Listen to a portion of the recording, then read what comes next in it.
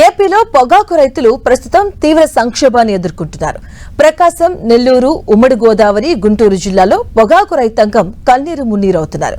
అంతర్జాతీయంగా ఎంతో డిమాండ్ ఉండే నాణ్యమైన వర్జీనియా రకం పొగాకు ధర గతంలో కేజీ 350 నుంచి 450 వరకు పలకగా అది ప్రస్తుతం ఏకంగా 200కు పడిపోయింది. అంటే దాదాపు సగానికి పైగా ధర తగ్గడంతో రైతులకు కనీసం పెట్టుబడి ఖర్చులు కూడా వచ్చే పరిస్థితి కనిపించడం లేదు.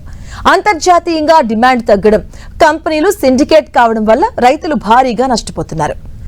ఏడాది పొడవునా రెక్కలు ముక్కలు చేసుకుని పండించిన పంటకు మార్కెట్లో కనీస గిట్టుబాటు ధర దక్కకపోవడంతో వేలాది మందిగా పొగాకు రైతులు తీవ్రమైన ఆర్థిక సంక్షోభంలో మునిగిపోయారు. ధరల పతనానికి తోడు కొనుగోలు కేంద్రాల్లో బోర్డుల నిబంధనలు, వ్యాపారుల సిండికేట్ రైతులకు మరిన్ని కష్టాలు తెచ్చిపెడుతున్నాయి.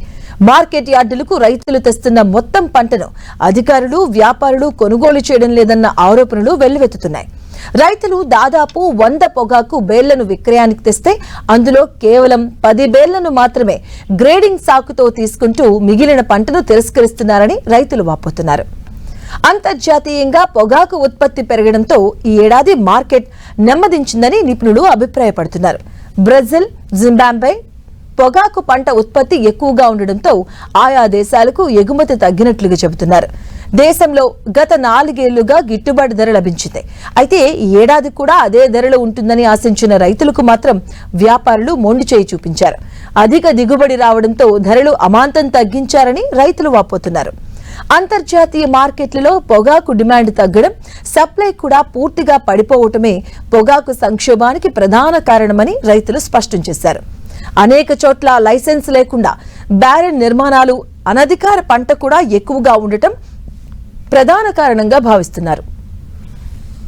ప్రభుత్వం వెంటనే స్పందించి కిలో వర్జీనియా పొగాకు కనీస మద్దతు ధర 380 ఇవ్వాలని రైతులు డిమాండ్ చేస్తున్నారు. అలాగే ప్రభుత్వ నిధుల నుంచి 1000 కోట్లతో రైతుల దగ్గర ఉన్న నిల్వలను కొనుగోలు చేయాలంటూ కోరుతున్నారు.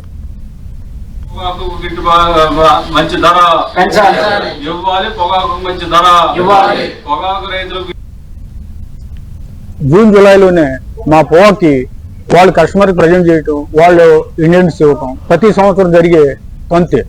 కాబట్టి మా ఆలోచన కూడా ఇప్పుడు జరిగే మార్కెట్ అయితే ఏ రైతుకి సాటిస్ఫాక్షన్ గా లేవు.